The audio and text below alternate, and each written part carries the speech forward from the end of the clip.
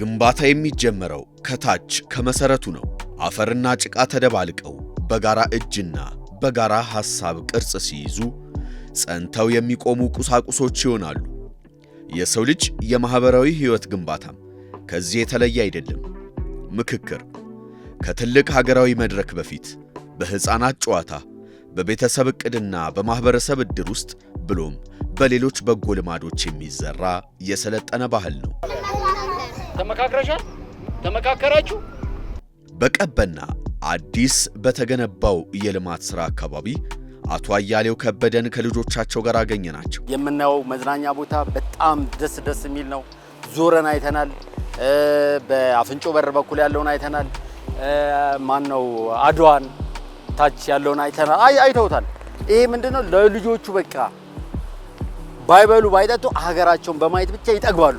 አዳዲስ ነገር በማየት ጨቃ ያቦካሉ። እንኳን ልጆቹ እኛም ወደ ኋላ ለማብካት እየጓጓን ነው። ለምን ትላንት ያላየነውን ደጋሚ ወደ ልጅነት በተመለስን እያልን ነው። ወደ ኋላ መለስ ስንል በሰፈራቸው ባከናወኗቸው የአካባቢ ጽዳትና ማስዋብ ተግባራት የእውቅና ሽልማት አግኝቻለሁ የሚሉት አቶ አያሌው ከአካባቢ ጽዳት እስከ ቤተሰብ አስተዳደግ ያሉ ህይወታዊ መርሆቻቸው መነሻው ውይይት እንደሆነ ይናገራሉ። ጉለሌ ወረዳ 9 ክፍለ ከተማ ላይ ወረዳ 9 ላይ ያለን ልክ እንደዚህ አሁን ሞዴል መንደር ምን ሳይባል በጽዳት ማለት ነው። በጽዳት ጉለሌ ክፍለ ከተማ ወረዳ 9 ላይ ማንም ሳይነቀሰቀሰኝ ማንም እንዲያርግ ሳይለኝ ሞዴል መንደርን ስንፈጥር ንጹህ ጽዱ አረንጓዴ ህፃናት ላይ ሰርተናል እኛ ማለት ነው። ህፃናት ላይ ስንሰራ አንድ ላምስ አንድ እንዲህ በሚባለው ሰዓት ንጽህናን ከሰፈሩ መጀመር አለበት ብለን ልጆችን ሰብስበን በእያንዳንዱ ህፃናት ስም ያለማፈር መነግር እያንዳንዱ ህፃን ችግኝ ተክሎ ሰፈሩን በዚህ የሳምንቱ ያጸዳ ነበር። ከዛ በኋላ ያለ ሰፈር ሰው የኔን ስሜት ኖረው ዛሬ ሰፍቱ ይሄ እንዲህ ስናየው ደስ ነው የሚለን። እኔ የዋንጫ ተሸላሚ ነኝ፣ የሰርቲፊኬት ተሸላሚ ነኝ። የክቡር ከንቲባ ድሪባ ኩማ በነበሩበት ሰዓት የቦንድ ተሸላሚ ነኝ። 2 ዋንጫ ጉለሌ ክፍለ ከተማ በፌደራል ደረጃ እዚህ ደረጃ ደስ ነው የሚለው። በቃ አረንጓዴ ነገር ሁላችን አንድ የሚያደርገን ነገር ነው። በቃ ንጽህና ለሁላችን ነው፣ የሀገራችን መገለጫ ነው። ሀገራችን አንተ ጸድተህ ስትታይ እኮ ሀገር እንደጸዳች ነው። ሀገር ጸዳች ማለት አንተ እንደጸዳች ነው። አሁን የምታየው ነገር አታፍርም። በቃ ቤት ማለት ነው። እና እኔ እንዲህ ሰፍቶ ሰው በጣም ደስተኛ ነኝ። ጠዋት ነው የመጣው በዝናቡ ሰዓት ቤትን ከቤት ደጅን ከደጅን አካባቢ ከዛ ሀገር ላይ ትመጣለህ። ከዚህ በለጠ ደስ ምናለ። የልጆቻቸው የጭቃ ጨዋታና የጋራ ውይይት ኢትዮጵያ አሁን ካለችበት ሀገራዊ የምክክር ሂደት ጋር የሚገናኝበትን ጥልቅ እውነት ከሳቸው አንደበት እንሰማለን። ልጆቻችን አያር በመመካከር አንዷ ጀበና፣ አንዷ ሲኒ፣ አንዷ የጀበና ክዳን፣ አንደኛው ምጣድ ሲሉ ይሄ ከምንድን ነው? ስለተመካከሩ ነው። አንዱ ግን ጀበና እኔም ጀበና ቢል ወደ ጸብ ነው የሚገቡ። ግን በመመካከር ልጆች እንኳን ወደ አንድ እንትን ፍቅሩ ውስጥ ይገባሉ። እንኳን አይደለም ሀገር የሚያክ የጎደለውን ነገር ተነጋግረን ይሄ ነገር ይጎላል፣ ይሄ ነገር ያንሳል፣ ይሄ ነገር ይበዛል፣ ይሄ ነገር ቢሆን እንዲህ ስንል ጥሩ እንትን ላይ ጥሩ ነገር ላይ እንደርሳለን ነው ማለት እንኳን አይደለም ትልቁ እንትን ላይ ለመድረስ እና ስለዚህ አሁን እንኳን በልጆቻችን ላይ ይሄው እንደምናየው ነው። ጀበና ለመስራት አንደኛዋ ክዳን እየሰራች ነው፣ አንደኛዋ ምጣድ ሲሰራ አንደኛው እንትን እየሰራው ነው አለች። ተመካከሩ፣ አንድ እንትን ላይ ደረሱ። ምን ላይ ደረሱ? ተመካክረን ሰራን አሉ። ይሄ ነው መሆን ያለበት። ሀገራዊ የምክክር ሂደቶች የዛሬ ችግሮችን ከመፍታት ባለፈ ለወደፊቱ ትውልድ የሚተዉት አዎንታዊ ተጽዕኖ እንዳለ ይታመናል። አቶ አያሌው ለልጆች መተላለፍ ያለበት ዋና እሴት ጸብ ሳይሆን የመመካከር ባህል እንደሆነ ያስረዳሉ።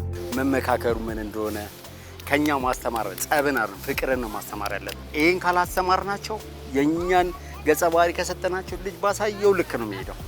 ይሄ ያስጠላል፣ ይሄ ምን ያካልኮ ያስጠላዋል። ቆንጆ መሆኑን ስላሳየው ነው ጓጉቶ የሚመጣው። ታዲያ ይህ በትንሿ የቤተሰብ ማዕቀፍ ውስጥ የታየ የመመካከር እሴት ወደ ሰፊው ሀገራዊ የምክክር መድረክ ሲሻገርስ የአቶ አያሌውን አይነት ተስፋና እምነት የሰፊው ማህበረሰብ አካላትስ እንዴት ይመለከቱታል? ከተለያዩ የማህበረሰብ ክፍሎች የወሰድናቸውን ድምጾች እነሆ። ምክክሩ ወደር የሌለው ተግባር ነው የሚመስላል። የተቋቋመው ኮሚሽንም በሚገባ እስከታች ወርዶ ከታች ጀምሮ የተለያዩ ማህበረሰብ ክፍሎችን አወያይቶ የተለያዩ አጀንዳዎችን ሰብስቦ ውይይት እየተካሄደ እንደሆነ ያውቃለሁ። ስለዚህ ማንኛውም ጥያቄ ይነሳ፣ ማንኛውም ፍላጎት እንጸባረቅ በጋራ የተደረሰበት ስምምነት የተደረሰበት የጋራ ሆኖ ኢትዮጵያን አሁን ከሚያጋጥማት ችግር ያወጣታል ብለን እናስባለን። ምክክር ያው ስናየው አጠቃላይ ይዘቱን ስናየው ያው ምክክር ያው ሰው የተማከረነ መጥፎ ነገር እንኳን ቢሆን ጥሩ ነው የሚሆነው። ሰው ሲማከር ወደ አንድ መንገድ ይመጣል። ዞሮ ዞሮ መመካከር ወደ ሰላም እንደሚያመጣ ነው የኔ እምነት። ሰላም ያመጣል ብዬ አስባለሁ። ለሀገርም እድገት ጠቃሚ ነው። ኢኮኖሚን ከፍ ያደርጋል ብዬ ነው የማስበው። የሀገራችንን መፍትሄ፣ የሀገራችንን ሰላም፣ የሀገራችንን በምን ትመራለች በሚለው ነገር ሰው ተሰብስቦ ለወደፊት ለእኛም ለልጆቻችን መልካም ኢትዮጵያን ለመቀረጽ ለልጆቻችን ለማስረከብ የተያዘው ምክክር በጣም ደስ የሚል ነው። እኔ በጣም የምደግፈው ነው። የተሰበሰቡት ሰዎችም መልካም ነው። ለወደፊት ኢትዮጵያችን ጥሩ ነገር አስቀምጠው ያልፋሉ ብዬ አስባለሁ። የሀገራዊ ምክክሩ በጣም ትልቅ ተስፋ ተደርጎ የሚጠበቅ ጉዳይ ነው። እኔም እንደ አንድ ኢትዮጵያዊ ዜጋም እንደ ወጣትም ብዙ ነገር ነው ተስፋ አድርጌ የምጠብቀው። ምክንያቱም ሀገራችን ውስጥ ለብዙ ጊዜ ወይም ላለፉት በርካታ ዓመታትም ይሁን ዘመናት ውስጥ እንደዚህ የምክክር ሂደት ሆኖም ተደርጎም አይታወቅምም።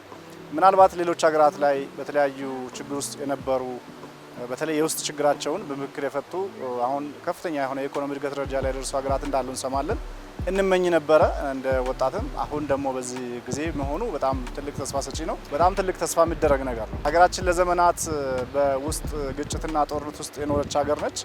አንዱን በመሳሪያ ጥሎ በሀሳብ ሳይሆን በጉልበት የጉልበት ዘመን ሆኖ የቆየንበት ጊዜ ነው ያለው። ብዙ ጉዳዮቻችን ደግሞ የሚያጨቃጭቁን ጉዳዮች፣ አንድ ያላረጉን የሚመስሉ ጉዳዮች በእውነትም ወደ ቀልባችን ተመልሰን ማሰብ ብንችል፣ መነጋገር ብንችል በውይይት የሚፈቱ በድርድር የሚፈቱ በመስማማት የሚቋጩ አጀንዳዎች ናቸው ያሉንና እነዚህ ጉዳዮች ላይ አሁን ባለው ሁኔታ እየተደረገ ያለው ውይይት ወይ ምክክሩ ሂደቱን ጠብቆ ከሴሌክሽኑ ጀምሮ ከአጀንዳ ልየታ ጀምሮ አሁንም እዚህ አዲስ አበባ ከተማ ላይ ማጠቃለያ እየተደረገ እንዳለ ሁሉ ደግሞ ዛሬም አንዳንድ መረጃዎችን ከሚዲያዎችም ከሰዎችም እንደምንሰማው በጣም በጥሩ ሁኔታ እየሄደ እንዳለ ነው እየሰማን ያለ ነው። ይህ ሀገር የጋራ ለመሆኑ ማሳያ ነው። እያንዳንዱ ማንኛውም ብሔር፣ ማንኛውም ሃይማኖት በእኩልነት ቁጭ ብሎ ስለ ሀገሩ እየመከረ ነው ያለው። ይህንን ደግሞ ለወደፊት ምናልባትም እስካሁን አንዳንድ የመተማማት የመወቃቀስ ታሪኮች አሉ። እነዛ ተስተካክለው ወደፊት ሁሉም በአንድ ቆሞ ለዚህ ሀገር መጻኢ ዕድል የሚወስኑበት ነገር ይፈጠራል የሚል ተስፋ አለን። ያው እንግዲህ ሀገራችን አላህ ሰላም ያርጋት። በተረፈ እኛም አስተዋጽኦ እንደተጠበቀው ነው ማለት ነው። ይሄን ያለው ነገር ምክክሩ በጣም አስፈላጊ ነው። ያለ ምክክር ምንም ነገር ላይ መድረስ አንችልም። ስንመካከር ነው ጥሩ ነገር ላይ የምንደርሰው። አይደለም በሀገር ደረጃ እድር መሪ እንኳን ለማውረድ ተመካክረ ጥሩ ሰርቷል፣ ጥሩ አልሰራም፣ አበበ ጥሩ ይሰራል፣ ማሙ ጥሩ አልሰራም ብለን ነው ተነጋግረን እጅ አውጥተን አጽድቀን የሚሰራውን የምናስቀምጠው፣ የማይሰራውን የምናወርደው። በጉልበት የሚሆን ነገር ምንም የለም። በጉልበት ሁል ቀን ጉልበታችን እየወደቀ ነው የሚሄደው እንጂ እየተነሳ ሄደም። ስለዚህ አገርን መምራት ምንችለው ተመካክረን ተወያይተን ኤ ቢሆን ነው ይሄ ነገር ጎሏል፣ ይሄ ነገር አልሰራም። መቼም እኛ ችግራችን ጥሩ ብንሰራ ጥሩ ነገር ተሰራን የሚሰራ ሰው እኮ እንከን ይኖረዋል፣ ያጎላል። ያጎደለውን ደግሞ ይሄን ብትሰራ ማለት እንጂ ይሄ እንዲህ ነው ብለን ማንቋሸሽ የለብንም። እና ምክክሩ ጥሩ ነው፣ መመካከሩ ጥሩ ነው። ለአገር ይበጃል፣ ለትውልድ ይበጃል፣ ለአዲሱ ትውልድ ጥሩ ነው። የምክክር ሂደቶች ውጤታማነት በዋናነት የሚለካው በተሳታፊዎቻቸው ስብጥርና በውይይቶቹ አካታችነት እንደሆነ የዘርፉ ባለሙያዎች ይናገራሉ። በአቶ አያሌው ቤተሰብ ውስጥ በትንሹ የታየው የመመካከር መርህም በሀገራዊ ደረጃ የትኛውን ያህል አካታች ሆኖ እየተከናወነ ነው የሚለው ነጥብ የብዙዎች ትኩረት ነው። የዚህን ሀገራዊ ምክክር አካታችነት አስመልክቶ የተሰጡት ምልከታዎች የሚከተሉትን ይመስላሉ። በምክክሩ ላይ ከታች ጀምሮ ከየቀበሌ ጀምሮ በየህብረተሰብ ክፍሉ የሁሉንም ህብረተሰብ ክፍል አሳታፊ ባደረገ መልኩ አጀንዳዎች ተለቅመው በሀገር ደረጃ ያልተግባባንባቸው ጉዳዮች ምንድናቸው፣ ውይይት የሚያስፈልጋቸው ጉዳዮች ምንድናቸው የሚለውን ሁሉንም አጠቃላይ የኢትዮጵያ ብሔር ብሔረሰቦችና ህዝቦችን የሚወክሉ አካላት ተለይተው ለዛ አቅም አላቸው ሀሳብ መስጠት ይችላሉ ተብሎ የመጡ ሰዎች እነዛ የተለዩ አጀንዳዎች ላይ ተስማምተው ሀገርን ለቀጣይ የሚያሻገር ነገር ያመጣል የሚል ትልቅ ተስፋ ነው አድርጌ የምጠብቀው በግሌ። እንደምንሰማው ከሆነ እስካሁን ባለው ነገር ላይ አካታች ነው የሚል እንድምታ ነው ያለን። ከታች ጀምሮ እስከ ላይ ያለው ነው። እኔ አሁን እንደሰማሁት እንዳየሁትም እንደማውቀውም ከታች ምሁራን አለበት፣ ገበሬ ያለበት፣ ሁሉም ከዳር እስከ ዳር ያለ ነው። የህዝብን ድምጽ ይበጀኛል፣ ይሆነኛል፣ የኔን ድምጽ የኔን አፍ ይናገርልኛል፣ የኔን ሀሳብ ገልጾ እዛ ጋር ይናገርልኛል፣ እኔን ሊያስማማ ሀሳብ ያመጣልኛል የሚል ስለሆነ ያን ሀሳብ ወደ አንድ አድርገውልን ሰላም የሚመጣበት ጊዜ እንዲመጣ ነው ማለት። የተለያዩ የህብረተሰብ ክፍሎች የሚያንጸባርቁት ሀሳብ አንድ የጋራ እውነትን ያሳየናል። ሰፊው ህዝብ ከሀገራዊ ምክክሩ የሚጠብቀው ትልቅ ተስፋ አለ። ኢትዮጵያ የጎደላት ነገር የለም። ጎለን ቁጭ ብለን ሰክነን ተነጋግረን ያጋጠሙ ችግሮች እንፍታ የሚለው መፍታት አለመቻላችን ነው እና በጣም ደስተኛ ነኝ ምክክር በመጀመሩ። ምክክሩ ደግሞ ጥሩ ውጤት ይዞ ይመጣል የሚል ተስፋም አለን። ይህንን አጠናክሮ ወደ ሰላም መመለስ እጅግ አስፈላጊ ነው። ሰላም ካለ እኛ የጎደለ ምንም ነገር የለንም። ህዝብ ጋር ምንም ችግር የለም። ህዝብ አሁንም አብሮ ነው የሚኖረው። በእድርም በምንም አብሮ ነው የሚኖረው።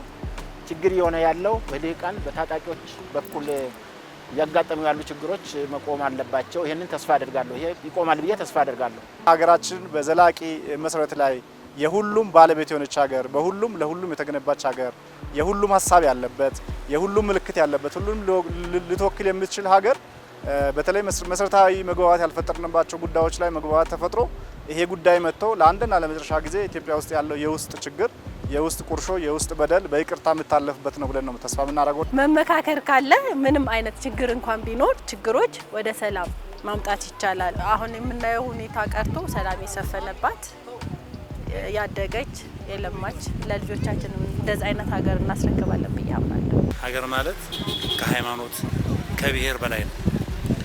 ሀገር ስትኖር ነው ብሔርም ሃይማኖትን ተፈጥሮ የሚኖረው እና መጀመሪያ ሀገራችንን የምንታደርበትን ሁላችንም ብሔር ብሔረሰቦችም ቢሆን ሃይማኖትም ያለውን ብሎ ተቻችለን እንኖርበትን ሀገር ቀርጸውልን ያልፋሉ ብለን ትልቅ ተስፋ አለኝ።